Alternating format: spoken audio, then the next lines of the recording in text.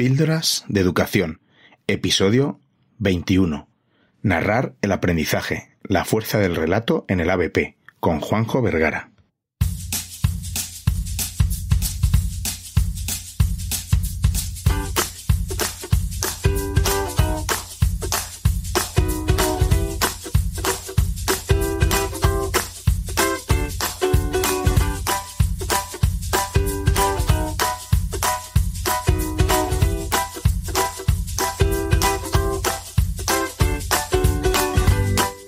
Estás escuchando Píldoras de Educación, un podcast sobre innovación y cambio educativo.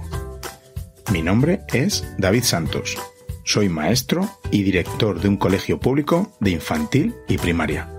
Juntos podemos mejorar nuestra práctica educativa un poco cada día. ¿Me acompañas?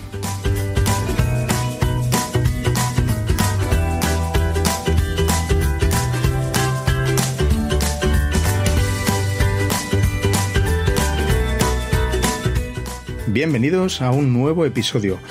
La verdad es que este último mes ha sido de locos, con 3 episodios publicados con este. Tenemos 3 episodios en 3 semanas. Increíble para mí, pero me encanta. Ojalá tuviera más tiempo y poder comprometerme a una periodicidad más fija, ¿no?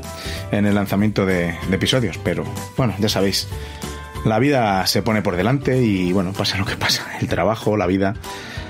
Y cuando se trata de un hobby como esto que estoy haciendo, el podcast, pues hombre, hay veces que aunque te apetezca mucho, hay que priorizar. Y me apetece mucho grabar y compartir con vosotros mis reflexiones o las reflexiones de gente tan ilustre como el invitado que tenemos hoy, que vais a escuchar.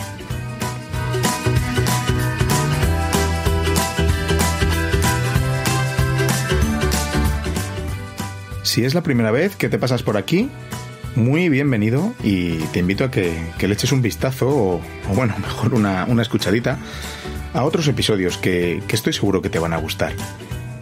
Si ya me has escuchado alguna otra vez, pues agradezco infinitamente tu confianza y que vuelvas a escucharme. Sea como sea, estás a punto de escuchar un gran episodio.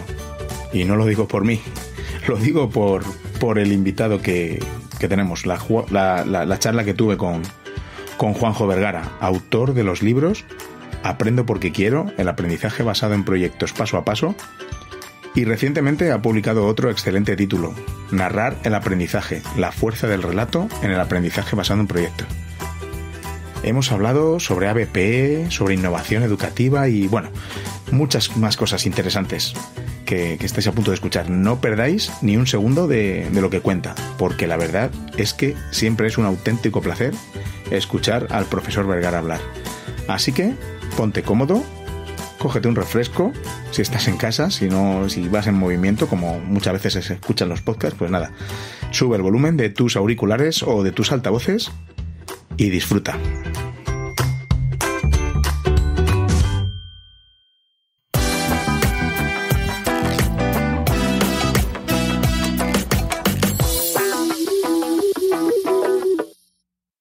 Píldoras de Educación. Hoy tenemos el placer de contar en Píldoras de Educación con Juanjo Vergara. Juanjo es pedagogo especializado en gestión y dirección de centros educativos, especialista en innovación educativa y metodologías activas. Es formador y docente. Compatibiliza la docencia con la formación de profesores. Profesores que buscan un cambio en educación. Juanjo, bienvenido a mi podcast y muchas gracias por estar aquí. Un placer, es un placer estar contigo. Me dejo algo sobre ti que, bueno, muchas cosas seguro, pero algo más que nos puedas decir sobre quién es Juanjo Vergara. Pues Juanjo Vergara es un profesor en activo que lleva 32 años dando clase y mañana dará clase. Bueno, mañana se va a la India con un grupo de alumnos, pero para seguir trabajando y dando clase. Es decir, es lo que me gusta decir de mí, que soy profesor, como todos los que estamos compartiendo este espacio que protagonizas. Autor de 2 pedazos de libros de Aprendo porque quiero, el aprendizaje basado en proyectos paso a paso. Excelente. Ya te puedo decir que en mi colegio lo tenemos como cabecera para el cambio que hemos que hemos empezado, estamos en ello, y recientemente narrar el aprendizaje, la fuerza del relato en el aprendizaje basado en proyectos. Otra maravilla.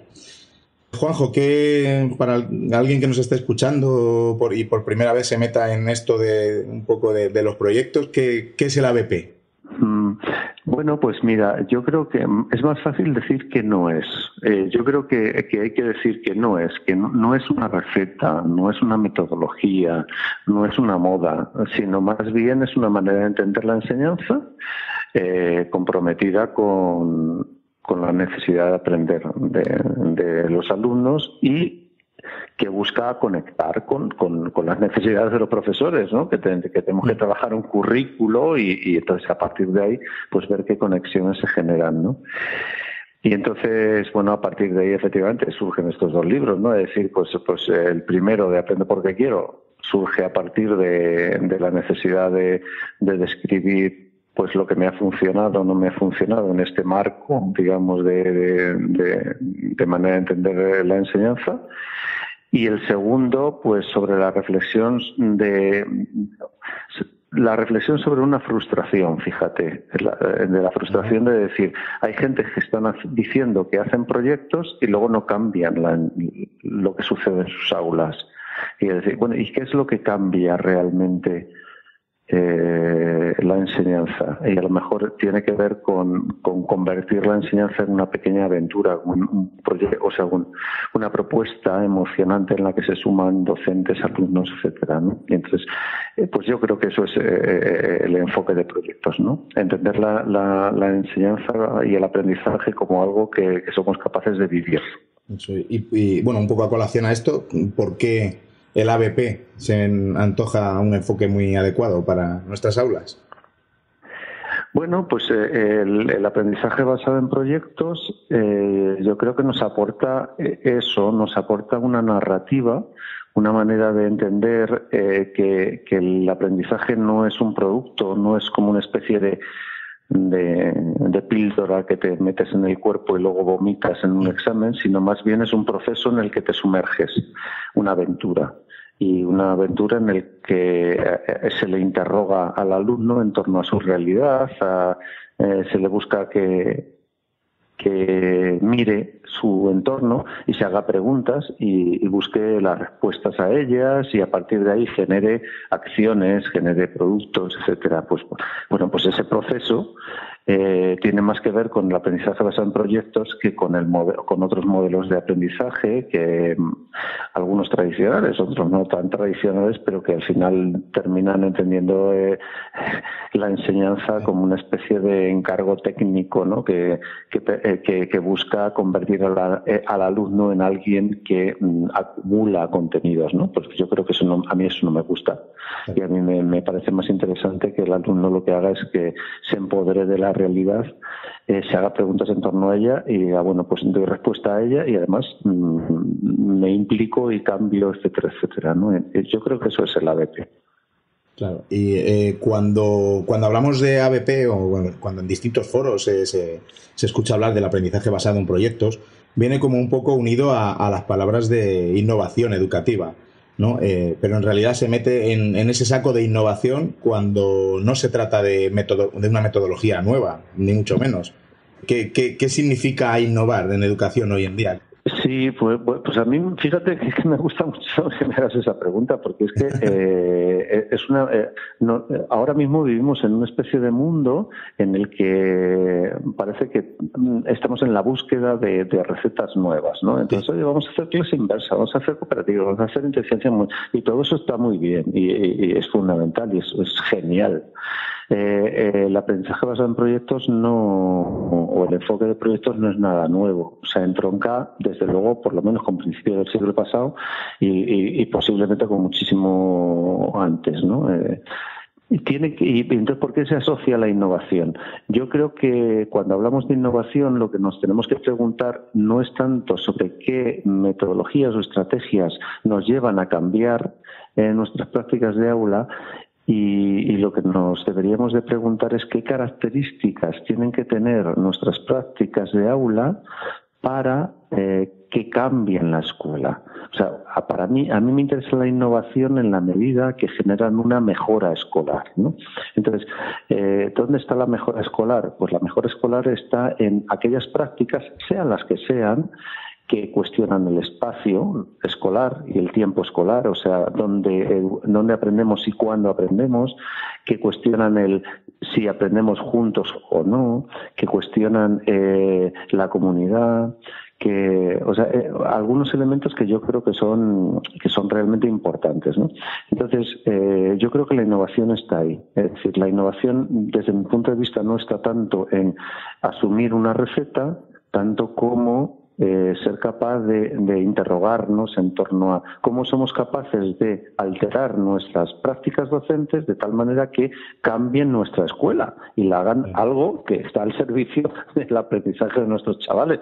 Que luego parece que es que esto estamos hablando teorizando, ¿no? Pero es que es en el día a día, ¿sabes? O sea, es tan sencillo como decir, o sea, ¿cómo hacemos que las familias puedan entrar, el entorno pueda entrar, que se pueda educar, que se entienda que están aprendiendo los chavales tanto dentro del aula como fuera del aula, que el tiempo que se está aprendiendo es un continuo entre lo que están aprendiendo por la tarde, por la mañana, es decir, ese tipo de cosas, ¿no? Y ahí es donde yo creo que está el concepto de innovación, y yo creo que el enfoque de proyectos pues facilita esto. Bueno, pues bienvenido sea.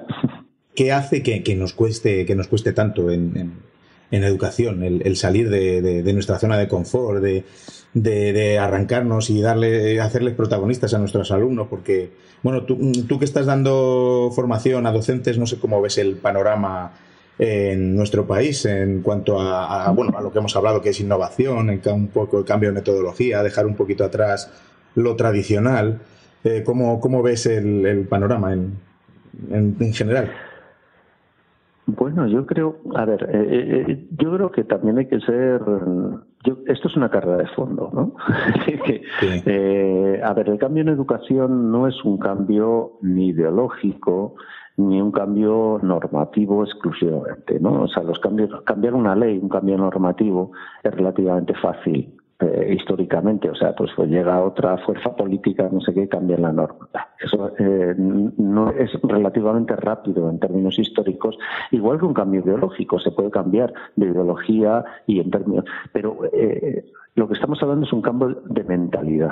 Ese cambio de mentalidad es un cambio lento en términos históricos, ¿no? Y el cambio que necesitamos es eso, en educación, es decir, necesitamos cambiar la mentalidad. Mira, hay una anécdota, yo suelo contar mucho, pero es que creo que describe, ¿no? Es decir, tú hablas con una familia, ¿no? El padre, la madre, ¿no? Te dice, y entonces tú vas al médico y te dice, oye, que me duele la tripa. Entonces te dice el médico, bueno, te hace ahí, te dice, mira, es apendicitis. Y bueno, joder, esto hay que operar. Entonces tú te asustas. No se preocupe usted. Porque ahora mismo, hoy en día, no hace falta abrir. Simplemente le abrimos 1 centímetro, le metemos una lamparoscopia y le hacemos ahí una tal. Y es ambulatorio, se va usted a dormir a casa y le quitamos la apendicita. ¿Te imaginas que le dijeras tú al médico, no, a mí me abre usted de arriba abajo como toda la vida? Pues eso es lo que nos está pasando en educación. Es decir, entonces parece que las instituciones educativas, las familias, incluso los propios alumnos, los profesores reaccionarios siguen diciendo, usted me abre de arriba abajo para toda la vida. Entonces, claro, tú estás diciendo, hombre, podemos entender el aprendizaje de otra manera, las necesidades de aprendizaje son distintas, pero sí, pero aparte de eso necesitamos un cambio de mentalidad. Entonces, hasta que no sigan diciendo, no, oye, que se sigan creyendo que podemos con una lamparoscopia podemos quitar un apéndice en educación, andamos fastidiados, ¿no? Yo creo que es un poco lo que describe la realidad. Sí, bueno, yo creo que al menos vamos, que no es poco, vamos en camino. Yo la verdad es que cada vez veo más foros, más formaciones, más la verdad es que bastantes profesores que están por la labor, por verlo lo positivo, ¿no? Que también tenemos el otro lado. Juanjo, de la lectura del primer libro tuyo de Aprendo porque quiero, que identificabas 5 momentos en el aprendizaje basado en proyectos. Y bueno, redundas un poco también en ello en el último, ¿no? para recordarlo. ¿Puedes contarnos un poquito de forma breve acerca de esos momentos a elaborar este enfoque? Sí, bueno, los momentos que yo identificaba, al fin y al cabo, tampoco pretenden ser como unas categorías, simplemente la reflexión de lo que yo he vivido durante muchos años, y décadas, ¿no?, de hacer proyectos. Yo creo que un proyecto, y el segundo, lo único que hace es incidir en aquellos aspectos que, por supuesto, dentro de esos momentos, fases o tal, pues pueden resultar motores de cambio o pueden ser simplemente aspectos mecánicos sin más, ¿no? Entonces yo creo que un proyecto si nace como de la ocasión es un momento de escucha, es un momento en el que un docente de repente hace así y abre los ojos y dice: uy, aquí hay un interés, aquí hay una ocasión maravillosa para iniciar un proyecto. Vamos a ver qué contenidos curriculares puedo trabajar, qué objetivos me puedo plantear que tienen que ver con mis intereses educativos, y esto tiene sentido. Y yo creo que eso es un momento inicial en el que no están los alumnos, pero los docentes están como con los ojos abiertos, ¿no? Es la ocasión. Luego yo creo que sí que eso, no sé, hay que llevarlo al aula, y llevarlo al aula tiene que ser un momento en el que hay que decirle a los alumnos: mira, esto que yo quiero trabajar habla de ti. Y hablar de ti significa dónde está en tu vida, qué dice de ti el contenido, ¿no?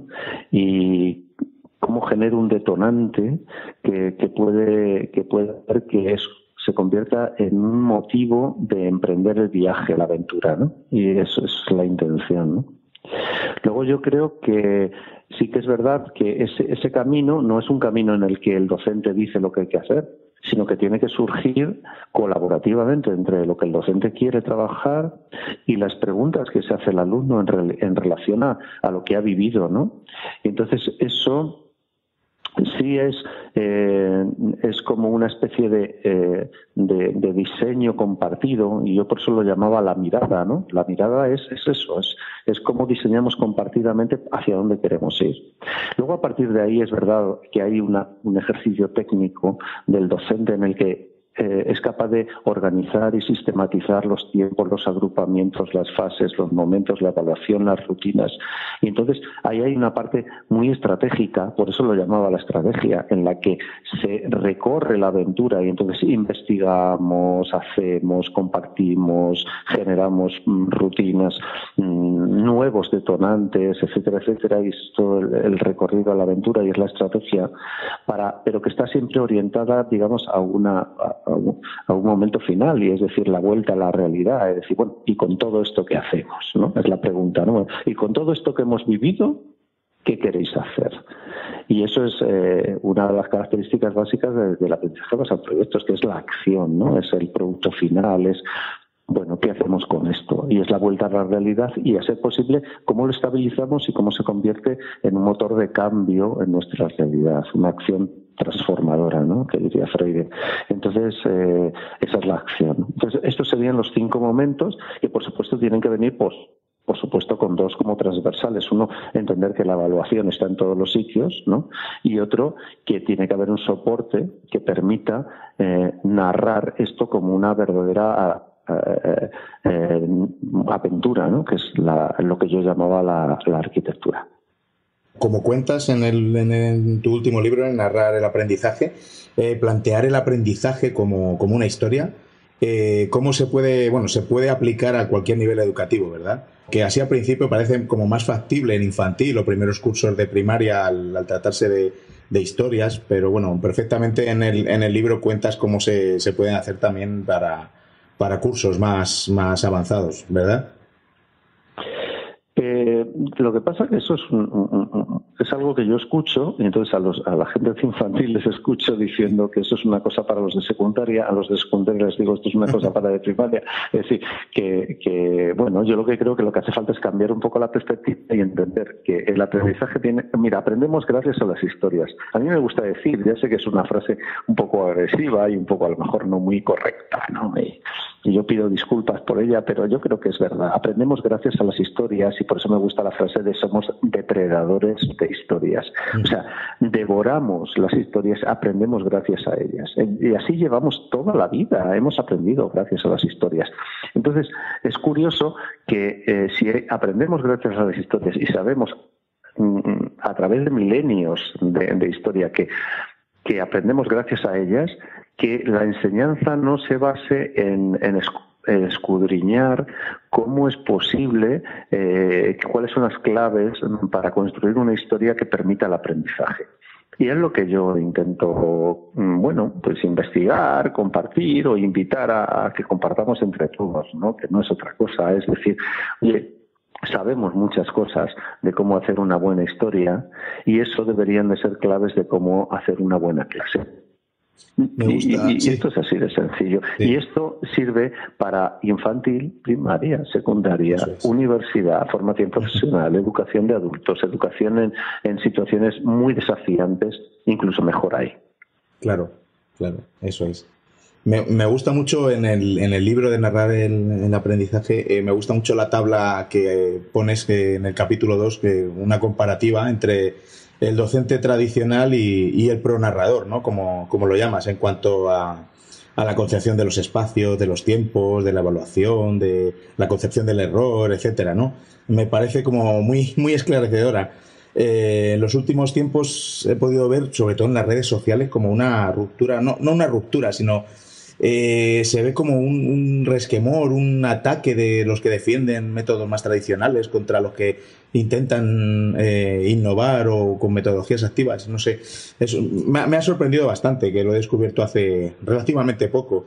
Ya, pero fíjate, es que yo defiendo, o sea, estoy absolutamente de acuerdo con todos estos gentes que reaccionan incluso emocionalmente en contra de estos movimientos de innovación radicales o ocasionales, y además es que lo veo normal. Si es que además está bien, si es que, mira, yo como docente que llevo 32 años dando clase todos los días, ¿sabes? Entonces yo estoy harto de gente que te cuenten cómo tienen que mejorar sus clases sin haber dado una clase prácticamente en su vida. Entonces entiendo perfectamente que haya un movimiento muy activo en contra de estas modas del cambio que vienen protagonizadas por gentes que no dan clase, y lo entiendo, y además es que estoy totalmente de acuerdo, y no solamente estoy de acuerdo, sino que estoy a su servicio, en el sentido de, oye, yo pienso esto porque yo voy por aquí, y si tú me dices que no, me sirve para reflexionar. En eso estoy absolutamente de acuerdo. Entonces, pero sí creo que también incluso esas gentes que están diciendo me atufa, así de claro, me atufan todos estos gurús del cambio que no dan clase, también saben que la realidad de las necesidades educativas de los aprendices del siglo XXI no son las mismas que las del siglo XX, del siglo XIX y del siglo XVIII. Y que es fundamental defender la memoria, el entrenamiento, etcétera, etcétera, pero que también hay que ser capaz de generar estrategias para desarrollar procesos de pensamiento de orden superior, pensamiento crítico, pensamiento creativo, pensamiento ejecutivo, etcétera, etcétera. Y que entonces, sin desdeñar unas cosas, también tenemos que investigar en torno a otras, ensayar, debatir, decir esto me funciona, esto no me funciona, pero oye, me funciona o no me funciona sabiendo que tengo 30 niños, que tengo el tiempo que tengo, que me puedo coordinar lo que me puedo coordinar, o sea, quiero decir, siendo docentes. Sí. Entonces, y yo creo que todos esos movimientos a mí me parecen muy interesantes, a mí me estimulan, a mí me gusta mucho, te lo digo sinceramente, cuando te llega un docente y te dice, ya, pero es que, y tú le dices, venga, vamos a hablar. Si es que yo mañana, igual que tú, estoy dando clase, vamos a hablar, yo pienso esto, tú piensas esto, y a partir de ahí vamos a debatir. Y yo aprendo mucho, y espero también poder, aportar alguna cosilla, ¿no? Y a partir de ahí, pues generar el debate. Lo que me parece un error es como generar esa especie de batalla entre los gurús de la innovación y los profesores reaccionarios. Yo creo que estamos todos en el mismo carro. O sea, esos llamados profesores reaccionarios de que nota, mira, ellos también quieren lo mejor para sus alumnos. Lo que pasa es que lo que quieren es una visión realista del cambio. Y a partir de ahí estoy convencido que la mayoría, hombre, siempre hay algunos, no, pero la mayoría estamos todos dispuestos a debatir, a ensayar y humildemente a ver cómo somos capaces de hacernos preguntas nuevas y buscar respuestas nuevas. Y ya está. Así de sencillo, ¿sabes? Sobre todo el tema de cuando metemos algo nuevo, ¿no?, en nuestra práctica, es muy importante el evaluar, ¿no? El evaluar nuestros, bueno, aparte de los resultados, ¿no?, el qué estamos haciendo, ¿no? ¿Qué importancia tiene la evaluación para todo esto? Sí, sobre el tema de la evaluación yo creo que hay un asunto muy importante, ¿no? Yo creo que es una piedra angular, o sea, yo creo que está claro, o sea, si lo sacas es porque es que es fundamental, está claro que sí. Mira, y en el tema de la evaluación hay un problema, y es que claro, la evaluación es como la piedra angular en la que los docentes se sienten evaluados, es la piedra que sirve como para medir tu calidad como docente, la calidad del centro a efectos de marketing, de ranking, etcétera, etcétera, bla, bla, bla. Y todo eso está muy bien, pero a la vez que eso sabemos, y todo el mundo que habla de evaluación hoy en día lo sabe, que la evaluación debería de ser capaz de convertirse en un elemento formativo.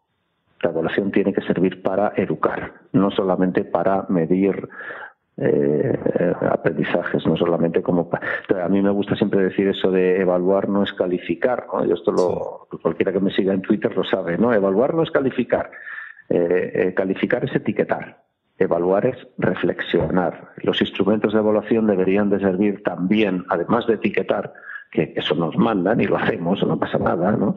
Pero además de etiquetar deberían de ser instrumentos que sirvan para que el alumno pueda o deba reflexionar en torno a los aprendizajes que ha tenido. Entonces eso debería de ser un instrumento de evaluación, ¿no? Entonces, claro, desgraciadamente la mayoría de los instrumentos de evaluación que utilizamos en educación solo sirven para etiquetar, pero no sirven para obligar al alumno a que reflexione en torno al aprendizaje.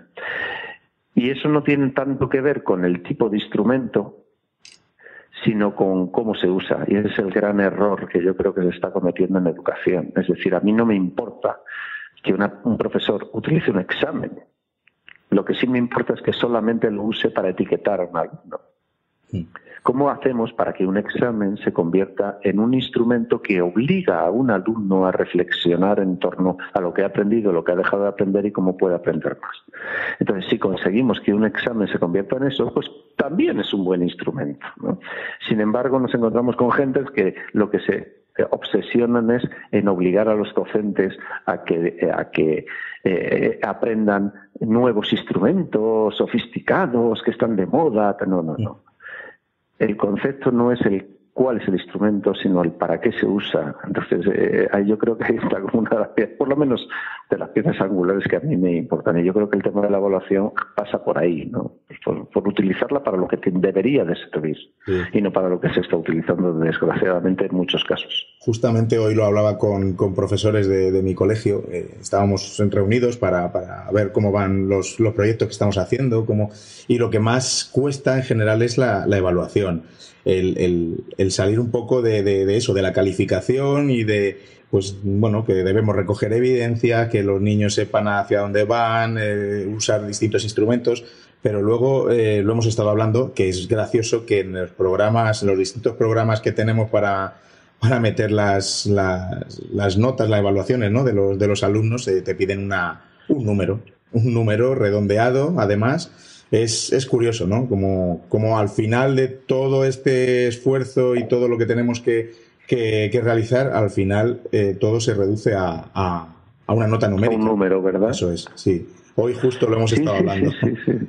Es cierto, ¿no? Y eso es una gran batalla que tenemos que librar, ¿no? Y yo no digo que no haya que poner un número si es que es importante, que no lo sé, o sea, que yo no pretendo ir aquí de revolucionario, no, pues oye, pues si hay que poner un número, pues oye, si hay que poner un número, pues entra en el lío, pues se pone, pero que de ahí a que sea lo importante, Mira, en las rutinas de nuestro trabajo como docente, yo no sé tú, bueno, los que tenemos una cierta trayectoria, seguro que estás de acuerdo conmigo en que, bueno, pues tenemos que hacer cosas que nos gustan y que no nos gustan, que tiene que ver con la evaluación, tiene que ver con la organización docente. O sea, ¿tú te crees que es normal que siga habiendo reuniones de departamentos unipersonales en los que el profesor de latín se reúne consigo mismo? O sea, hay que decirte, en vez de reunirse por un proyecto que están colaborativamente con distintas materias o tal, son tonterías. O de repente tenemos que decir, oye, mira, es que la evaluación, pues al final termina siendo un número. Pues efectivamente, tenemos que poner un número, pues se pone. O sea, es que al final tiene que entrar así. Pues hay que luchar contra ello. Hay que decir, oye, pues tenemos que ir hacia otro sitio y tal. Pero esto es una batalla a largo plazo. Sí. Pero yo tengo que mañana entrar en clase. Y como yo tengo que mañana entrar en clase, pues yo, claro, necesito generar un instrumento de evaluación que, además de que me sirva para etiquetar por un número, me permita hacer que los alumnos reflexionen. Y el día en que la legislación me permita dejar de etiquetar, pues mira, bailaré la jota, pero mientras tanto yo mañana tengo que educar. Entonces, o sea, hay que montar la revolución, pero además de montar la revolución hay que vivir el día a día desde prácticas revolucionarias cotidianas. Eso es lo que yo creo, ¿no? O sea, yo siento ser así de tristemente pragmático, pero es que si no, seguiríamos, no creo que hayan cambiado tanto las cosas en los últimos años. Y yo he vivido decenas de alumnos nuevos año a año, y necesito que ellos vivan lo mejor año a año, y lo mejor que yo humildemente pueda darles, ¿sabes? Y yo creo que como yo, pues tú en tu cole, con tus compañeros y con las gentes que estáis en el debate de qué hacemos con la evaluación. Oye, pues hacemos lo que podemos. Lo que podemos es, tenemos que etiquetamos. Además, intentamos generar que esto sea un proceso formativo, un instrumento formativo. Pues vamos a ello. No sé si estamos de acuerdo en eso, la verdad. Sí, desde luego. ¿Verdad? Desde luego. Y en los últimos episodios me he quejado yo mucho de la administración, de la inspección, sobre todo de la burocracia repetitiva que tenemos que afrontar, ¿no? Hombre, yo comprendo que tenemos que rellenar una serie de papeles, una serie de trámites que no me niego y bueno, y ya como director de centro menos todavía, ¿no? Pero sobre todo es lo repetitivo, lo que siempre lo mismo y otra vez y una vez más. Y bueno, eso es un poco... Me ando quejando últimamente de ese tema, ¿no? Ya, pero bueno, tú ves que eres director, o sea, eso está muy bien. Mira, necesitamos muchos directores, ¿sabes?, en nuestro sistema educativo, que tengan, digamos, la cintura suficiente como para asumir esa carga, pues una carga emocional, burocrática, de tener que estar haciendo muchas veces lo que saben que no es importante para permitir que los equipos puedan hacer lo que es importante. Y eso es un papel que sabemos que les toca a los directivos y joder, pues esos directivos que asumen esto, oye, chapo, es para quitarse el sombrero. Los que asumen solamente la carga burocrática, oye, mira, pues esos no me gustan tanto, ¿sabes? En la segunda parte del libro, Narrar el aprendizaje, y ahí das las claves para llevar todo esto de la narración de los proyectos al aula, para programarlo paso a paso. Se aportan las fases, materiales necesarios, ideas, muy práctico, ¿no? A mí nada más leerlo te dan ganas de ponerlo en práctica. Es una parte del libro que, no sé, que te hace comprender ya el cómo aplicar todo esto y bueno, al igual que pasaba con Aprendo porque quiero, ¿no? ¿Qué crees que pueden sacar los docentes de la lectura de tu libro, del último libro? Porque a mi modo de ver, sea cual sea la etapa en que impartas docencia, pues eso, no podrás permanecer impasible al terminarlo, ¿no? De leerlo. No serás el mismo, como bien cuentas en el aprendizaje basado en proyectos, que los alumnos no serán los mismos, ¿no?, después de pasar por los proyectos. ¿Qué pueden sacar un docente de la lectura de tu libro? ¿O qué pretendes que saque? Ya, hombre, pues muchas gracias, ¿no? Es una lectura muy amable, ¿no? Yo, pues mira, hombre, la verdad, Aprendo porque quiero fue un libro muy muy bonito, una experiencia muy bonita, porque surge como de la reflexión, de la humilde reflexión de un trabajo de muchos años, ¿no? Y simplemente de intentar, además de evitar y eso es una cosa que intento evitar siempre, ¿no? El máximo de citas, el máximo de... No se trata de eso, se trata de ponerlo en el día a día, de poner ejemplos y tal. Y, la verdad es que es cierto que Aprendo porque quiero. Eso es un libro que ha habido un montón de compañeros con los que he podido, y compañeras con los que he podido compartir, y ha tenido, bastantes ediciones, y ha estado fenomenal, y ha sido muy bonito el poderlo compartir. Y lo de narrar el aprendizaje, pues surge de decir, sí, pero ¿qué es lo importante, no? Yo lo que cuando me pongo a escribir narrar el aprendizaje es en torno a una idea, ¿no? Yo veo montones de gente que dicen que hacen aprendizaje basado en proyectos, que hacen proyectos que son muy bonitos, y luego al día siguiente de que han terminado el proyecto no ha cambiado en nada el aula. Y entonces digo, bueno, ¿y cuáles son las claves para que se cambie el aula? Y seguro que hay muchas más, pero a mí una que me parecía como interesante es ese carácter, ¿no? del carácter narrativo, ¿no? ¿Cómo generamos una narración a partir de un proyecto?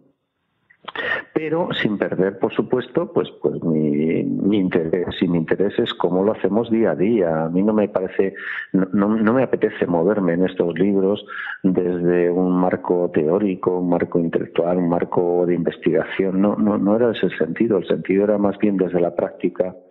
Oye, ¿cuáles son las claves que yo puedo utilizar para que mañana cambie en algo?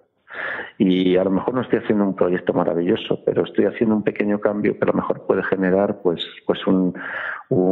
estabilizar una innovación permanente. Pues ya está, con eso me vale, ¿no? Y yo creo que el carácter de la narración es igual. Con el primero, pues parece que Aprendo porque quiero, el primer libro, pues parece que ha tenido una cierta acogida, y que pues los compañeros lo han valorado positivamente y les parece como un elemento de reflexión interesante. Y este otro, pues yo espero que sea pues una segunda vuelta de tuerca, ¿no? Como una reflexión que hago yo, que pongo encima de la mesa, para que la gente pues debata y diga, pues esto me gusta, esto no me gusta, tal. Y bueno, pues si Juanjo se atreve pues no está loco, y de repente dice que esto de aprender puede ser una aventura, pues vamos a intentarlo y a ver qué pasa, ¿sabes? Y a lo mejor resulta que nos encontramos con que efectivamente, con que el aprendizaje no tiene que ser algo aburrido, que puede ser una aventura emocionante. Oye, pues qué bonito sería, ¿no? Compartir con esos compañeros y compañeras que piensan lo mismo que yo. Y si alguien que nos está escuchando ahora mismo y por un casual no se ha leído ninguno de tus libros y quiere hacerlo, ¿debería empezar por Aprendo porque quiero? Bueno, sí, pero no necesariamente. O sea, la idea, tal como yo escribí Narrar el aprendizaje, pretendía no tener que pasar o sea, que no fuera una segunda parte, ¿no? O sea, la segunda parte nunca fueron buenos en la vida, y en los libros también, ¿no? O sea que esto es más bien, pues bueno, momentos distintos. De hecho, en Narrar el aprendizaje, pues en resumo. Sí es verdad que, como si te quieres meter un poco de lleno vamos a desmenuzar lo que sería un proceso de aprendizaje basado en proyectos, quizá Aprendo porque quiero lo describe como muy desmenuzadamente. Es cierto que narrar el aprendizaje lo que pretende es interrogarse en torno a algunos elementos que quizá puedan ser interesantes. Por ejemplo, hay elementos que me parece que era necesario trabajar. Por ejemplo, el concepto del conflicto, ¿no? Pues desde el punto de vista narrativo, no desde un punto de vista psicologista, ¿no? Pues desde el punto de vista narrativo el conflicto se puede entender de una manera muy interesante, ¿no? Como el conflicto orientado al proyecto, o el conflicto con el proyecto, el conflicto con las personas, o el conflicto contigo mismo, ¿no? Y eso es la gente que narra, los grandes narradores lo tienen claro a la hora de saber narrar una historia. Sin embargo, los educadores no lo tenemos claro, ¿no? Entonces, cuando una persona, un alumno entra en conflicto con lo que está aprendiendo, pues le ponemos una nota, le juzgamos, pero no entendemos que hay que trabajar el conflicto. Cuando entra en conflicto con los alumnos, le expulsamos de clase pero no entendemos que forma parte del proceso de aprender. O cuando una persona entra en conflicto consigo mismo, le mandamos al orientador. Y sin embargo no entendemos que forma parte del proyecto también, ¿no? Fíjate, pues entenderlo desde un punto de vista narrativo nos invita a entender incluso el conflicto de una manera como parte del proceso de aprendizaje. Entonces, todo ese tipo, bueno, te estoy hablando de un ejemplo, que es el tema de los conflictos, como te podría hablar de otras que están allí narradas, ¿no? en el libro. Entonces, bueno, pues yo creo que tratan aspectos distintos, ¿no? Y bueno, yo quiero pensar que puede funcionar como un elemento de reflexión interesante. Bueno, eso espero, ya me lo diréis. O sea, yo qué sé. Estimado oyente, estimado profe, que estás en pleno cambio, que eres inquieto, si no te has leído los libros de Juanjo Vergara, estáis tardando, de verdad. La verdad es que, como dije antes, la lectura de los libros no te dejará impasible. Y bueno, y quieres llevar al aula inmediatamente todo lo que allí cuentas, Juanjo. Nada, que muchas gracias por pasar este ratito aquí con todos nosotros y por motivarnos y animarnos a cambiar y ofrecerles a nuestros alumnos la aventura de aprender. Pues muchas gracias a ti, un gran abrazo y enhorabuena por este espacio que estás generando, no solo en tu cole, sino en la red. Muchas gracias a ti. Un abrazo fuerte. Un abrazo.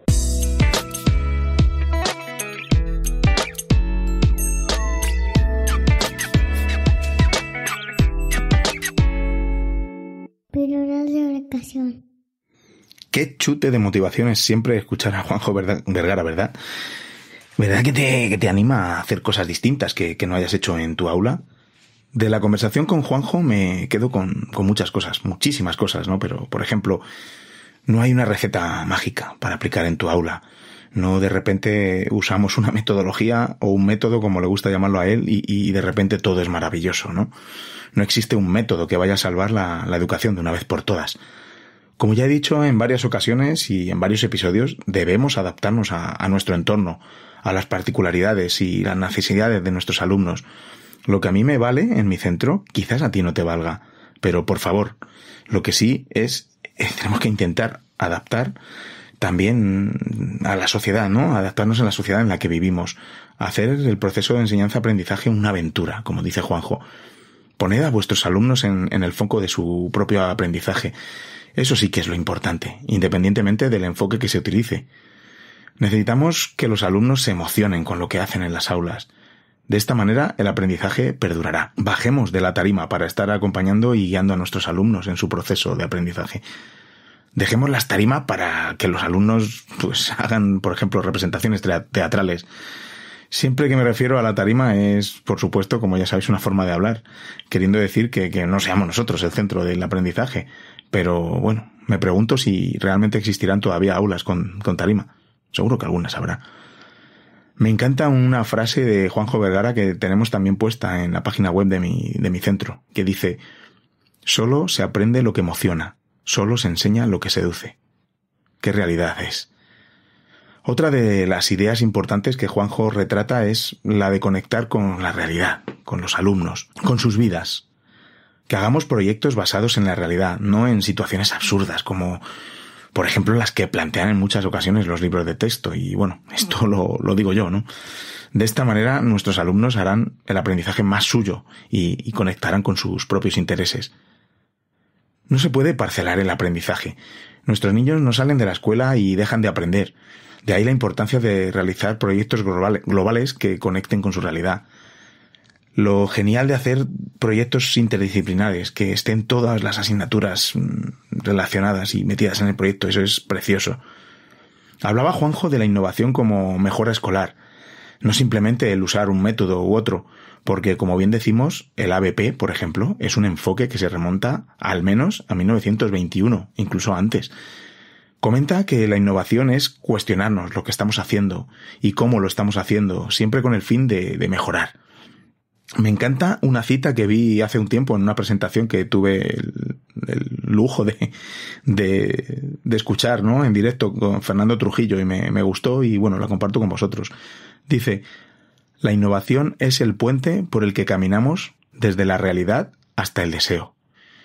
No sé muy bien de quién es esta cita, si es del propio Fernando o Fernando Trujillo la cogió para la presentación, pero me gusta.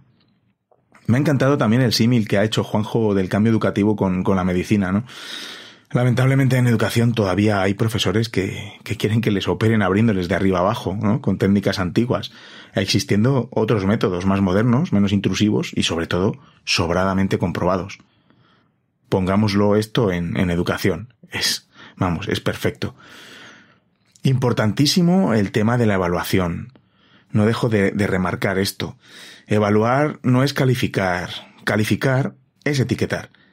La evaluación debe ser una reflexión, y además no solo del profesor, sino de los propios alumnos. Hay más vida, más allá del examen. Como dice Juanjo, un examen de por sí no es malo. Es malo cuando es la única herramienta que utilizamos y encima lo hacemos para etiquetar a los alumnos. ¿Realmente sabemos o a través del examen conocemos y sabemos lo que nuestros alumnos aprenden? ¿Solo mediante exámenes de contenidos en los que lo único que el alumno prueba es al tener una excelente memoria a corto plazo? O incluso ni eso. Me apetece mucho hacer otro episodio sobre evaluación. Creo que es un tema muy interesante a la vez que importante. Bueno, hay muchísimas más cosas súper interesantes que podemos sacar de la charla con Juanjo Vergara. Yo estoy seguro que me voy a escuchar el episodio una y otra vez y bueno, deleitarme con lo que dice. Lo que de verdad no os podéis perder es la lectura de sus libros Aprendo porque quiero y Narrar el aprendizaje. 2 auténticas joyas. Unos verdaderos manuales para animarte a poner en práctica el aprendizaje basado en proyectos y conocer los entresijos de este fenomenal enfoque.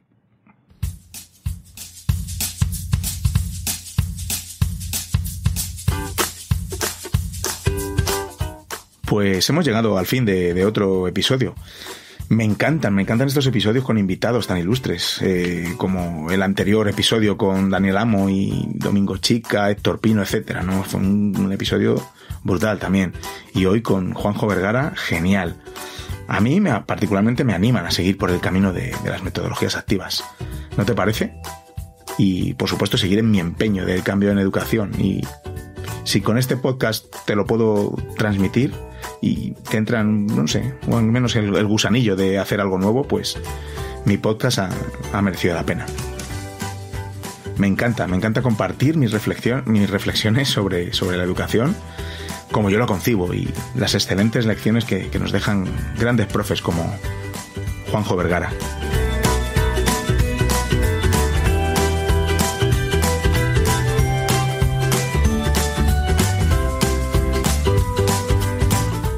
Espero que te haya gustado el episodio y bueno, si te gusta Píldoras de Educación, te pediría que te suscribieras, ¿no?, al podcast para recibir directamente en tu aplicación de podcast favorita alerta de que se ha publicado un nuevo episodio. Y si te gusta el podcast, compártelo con más docentes que no lo conocen y sabes o crees que les va a gustar. Y también si haces tus valoraciones en Apple Podcast o en cualquier plataforma donde me escuches, e incluso en Spotify. Sí, Píldoras de Educación está en Spotify también. Me ayudarás a dar más visibilidad al programa.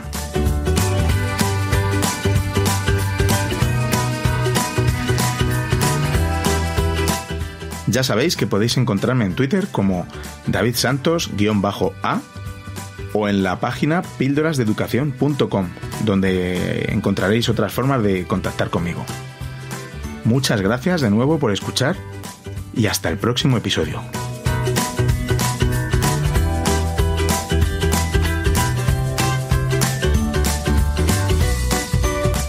Y recordad, con vuestras píldoras podréis hacer que la educación goce de la mejor salud.